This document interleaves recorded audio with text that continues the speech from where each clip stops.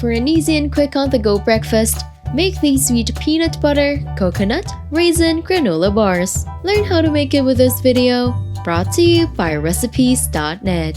Preheat the oven to 350 degrees Fahrenheit, then grease a baking sheet and line it with parchment paper. In a bowl, add the rolled oats, raisins, bran flakes, coconut, chocolate chips, and pecans. Mix to combine, then set aside. In a small saucepan, add the peanut butter, brown sugar, unsalted butter, and honey.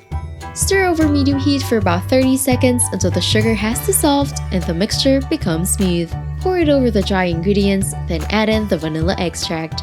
Fold until evenly incorporated. Transfer into the prepared baking sheet, press and spread evenly, then bake for 25 to 30 minutes.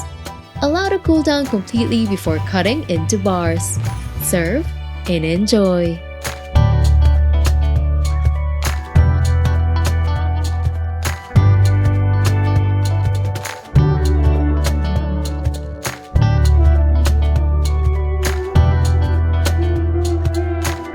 Don't forget to hit like, subscribe, and turn on that notification bell to catch more easy and tasty dishes to try at home.